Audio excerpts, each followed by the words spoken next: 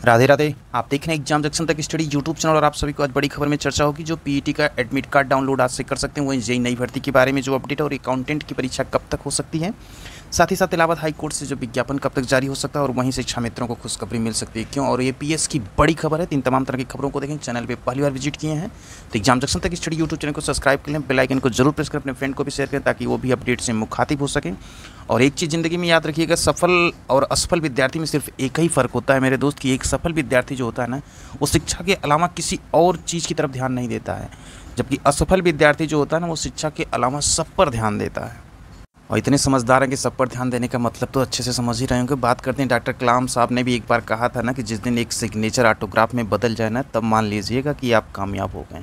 तो कामयाबी को पाने के लिए इतनी शिद्दत के साथ लगे रहो ना कि हर एक ज़र्रे ज़र्रे से निकलने लगे कि तुझे कामयाब होना है, होना है, होना है। तो चलिए देख लेते हैं बड़ी खबर। आज की पहली खबर है, हवलदार भर्ती परीक्षा का परिणाम जारी। बात हो रही कर्मचारी चयन आयोग एसएससी की तरफ से मल्टीटास्किंग स्टाफ और हवलदार की परीक्षा 2022 का परिणाम जो है ये बुधवार देर शाम जारी कर दिया। कुल 11,788 पदों के सापेक्ष 11,450 अभ्यर्थियों का चयन विभिन्न मंत्रालयों के विभागों में हो गया। परीक्षा जो होती थी 2 से 19 मई और 13 से 20 जून तक हुई थी। कंप्यूटर आधारित परीक्षा के बाद 2 सितंबर को परिणाम में शारीरिक दक्षता परीक्षा की जो प्रोसेस होते हैं वो किया गया। तो उसके बाद फाइनल परिणाम में कुल इतने अभ्यर्थी जो है सफल हुए। वहीं बिहार शिक्षक भर्ती में कुल 72% जो है लोग सफल हुए हैं। तो बिहार से की तरफ से जो है बीपीएससी की तरफ से बैक टू बैक सारी भर्तियों की प्रक्रिया बहुत तेज़ी के साथ हो रही है। आस में बैठे उत्तर प्रदेश के भी अभ्यर्थी की कब जो है उत्तर प्रदेश सरकार नींद से जागती है और शिक्षक भर्ती की तरफ ध्यान देती है। महज 4,000 कुछ पदों की परीक्षा टीजीटी 1 साल हो गया नहीं करा पाती, और आए दिन सरकार कहती रहती है कि रोजगार पे रोजगार दे रहे हैं, सब कुछ पलायन बंद हो गया, ये वगैरह दुनिया भर की बातें होती है। लेकिन प्रतियोगी छात्रों को अच्छे से पता है कि सरकार उनके लिए क्या कर रही है। तो इस सब चीज़ों को लेकर के आने वाले समय में यूपी सरकार की तरफ से भी नई भर्ती देखने को मिल सकती है। बढ़ते हैं अगली खबर की तरफ। आज के समाचार पत्रों पे फ्रंट लाइन पे पीईटी को नकलविहीन संपन्न कराएं, दुर्गाशंकर। बात हो रही मुख्य सचिव दुर्गाशंकर मिश्र जी के द्वारा ये कहा गया कि उत्तर प्रदेश सेवा चयन आयोग की ओर से 28 और 29 अक्टूबर को जो परीक्षा हो रही है 35 जिलों में, इसको जो है नकलविहीन कराना भी कहाँ तक जो है इसमें सरकार कामयाब होती है, ये परीक्षा होने के बाद जो है मालूम होगा। क्या पकड़ में आते हैं कुछ लोग कि नहीं आते हैं। 35 जिलों में 2 पालियों में होगी परीक्षा और शामिल होंगे 20 लाख परीक्षार्थी। शांतिपूर्वक नकल विहीन परीक्षा कराना जो है सरकार का लक्ष्य है, क्योंकि बहुत बड़ी परीक्षा का आयोजन इस माह में जो है यूपीएससी कराएगा। बढ़ते अगली खबर की तरफ।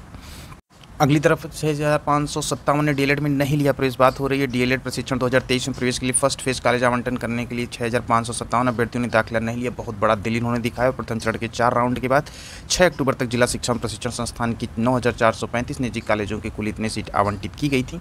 तो परीक्षा नियामक प्राधिकारी कार्यालय ने प्रवेश लेने वाले अभ्यर्थियों की सूचना 17 अक्टूबर तक ऑनलाइन मांगी थी। प्रवेश की रिपोर्ट के मुताबिक डाइट पे 8,041 और निजी कॉलेजों में बहुत सारी सीटें भर गई हैं। बढ़ते हैं अगली खबर की तरफ। उत्तर प्रदेश लोक सेवा आयोग ने प्राविधिक शिक्षा विभाग को मिले व्याख्याता। बात हो रही है प्रयागराज से। उत्तर प्रदेश लोक सेवा आयोग की तरफ से प्राविधिक शिक्षा विभाग को केमिकल अभियंत्रण विषय में 47 नए व्याख्याता मिल गए। उत्तर प्रदेश लोक सेवा आयोग ने बुधवार को भर्ती का अंतिम चयन परिणाम भी जारी कर दिया। धीरे धीरे आयोग जो है धीरे भर्तियों को जो है क्लियर कर रहा है। आने वाले समय में जो है एलटी ग्रेड बीईओ के इंतजार जो है बहुत है, तो वो जो है चुनाव के पहले यानी कि दिसंबर के पहले विज्ञप्ति जो है जारी होने के पूरे आसार हैं। इसलिए तैयारी करते रहें, और सरकार कब तक रोक सकती है वो समझ सकते हैं कि सरकार चुनाव के पहले हर चीज़ें तेज़ी के साथ करती हैं, तो भर्ती भी आएगी। बात कर लेते हैं जो यूपीएससी से जो है अकाउंटेंट की परीक्षा को लेकर के। तो अभी इस पे परीक्षा को लेकर के स्थिति जो जस की तस है। हाँ, ये है कि अकाउंटेंट की परीक्षा का चर्चा ये है कि दिसंबर माह में जो परीक्षा का आयोजन होगा उसके लिए थोड़ा सा इंतजार करना पड़ेगा, इसलिए क्योंकि दीपावली के बाद ही स्थिति जो है परीक्षाओं को लेकर क्लियर होगी। वहीं जेईई की विज्ञप्ति को लेकर के भी चर्चा है। तो जेईई की विज्ञप्ति जो है जारी हो सकेगी दिसंबर के फर्स्ट वीक में। ये निर्णय हो जाएगा कि विज्ञप्ति कितने पदों पर कब तक आएगी, क्योंकि 1300 पद लगभग जो है जेईई के उसकी विज्ञप्ति जारी होने की चर्चा है। तो इसके लिए भी अभी 1 से 1.5 महीने का इंतजार करना पड़ेगा। उसके बाद विज्ञप्ति पे स्थिति स्पष्ट हो पाएगी। बढ़ते हैं अगली खबर की तरफ। अगली खबर है 22,000 सिपाहियों को लेकर के जो है 17 साल की सेवा के सभी लाभ मिलेंगे। सपा काल में ये भर्ती हुई थी। बसपा सरकार में निकाले गए कांस्टेबल को राहत मिली। हाईकोर्ट ने कहा कि कांस्टेबल की याचिका पर अपर पुलिस महानिदेशक भवन कल्याण डीजीपी हेडक्वार्टर लखनऊ केस में पारित आदेश के क्रम में 2 माह के अंदर उचित आदेश पारित करें। उचित आदेश पारित करने के मतलब प्रक्रियाएं थोड़ा सा जो है जल्दी होंगी। और हाईकोर्ट ने यह भी आदेश उत्तर प्रदेश शासन द्वारा जो दिया गया, और यह आदेश जस्टिस अजीत कुमार ने मथुरा, गौतम बुद्ध नगर, आगरा, प्रयागराज, वाराणसी जिले में तैनात है कांस्टेबल और कांस्टेबलों के द्वारा दाखिल याचिकाओं को निस्तारित करते हुए पारित किया। याचिका कांस्टेबल जो है यहाँ पे बताया गया है। उसके बाद जो शासनादेश के अनुपालन में 2005-6 बैच के आरक्षी सिविल पुलिस, ये पूरी प्रक्रिया इसको पढ़ लीजिएगा जो भी इससे मतलब रखते हैं। सुप्रीम कोर्ट ने सेवा में किया था जो है बहाल। वहीं शिक्षा मित्रों को खुशखबरी मिलती है कि मानदेय वृद्धि के लिए शासन बनाएगी एक कमेटी और इसके आधार पर ही निर्णय लिया जाएगा। प्रमुख सचिव से प्राथमिक शिक्षा मित्र संघ की हुई वार्ता के आधार पर यह निर्णय निकला है। बुधवार को जो वार्ता हुई थी, शिक्षा मित्रों के मानदेय वृद्धि समेत अन्य मांगों पर सकारात्मक कार्रवाई के लिए शासन स्तर पर जो है एक कमेटी गठन कर सहमति बने। देर रात तक बेसिक शिक्षा निदेशक डॉक्टर महेंद्र ने इससे संबंधित आदेश भी जो है जारी कर दिए हैं। तो शिक्षा मित्र संघ के प्रदेश अध्यक्ष श्री कुमार शुक्ला ने बताया कि प्रमुख सचिव ने माना कि शिक्षा मित्रों को दिया जाने वाला मानदेय काफी कम, इतने कम मानदेय में किसी का भी परिवार चलाना संभव नहीं है। कुल मिलाकर सरकार को जो है शिक्षा प्रणाली सही चलानी है, इसलिए जो शिक्षा मित्रों के मानदेय में बढ़ोतरी होना तय है। बहुत बड़ी खबर है, एपीएस को लेकर के चयन रद्द किए जाने का आदेश निरस्त हो गया। आयोग ने 2013 में जारी किया था विज्ञापन, 2021 में चयन किया था रद्द। देख लेते पूरी खबर क्या है। प्रयागराज विधि संवाददाता, इलाहाबाद हाईकोर्ट ने उत्तर प्रदेश सचिवालय में अपर निजी सचिव पद पर नियुक्ति के लिए जारी विज्ञापन के तहत 1047 अभ्यर्थियों की चयन सूची और नियुक्ति विज्ञापन रद्द करने के उत्तर प्रदेश लोक सेवा आयोग की 24 अगस्त 2021 के आदेश को जो वो निरस्त कर दिया है।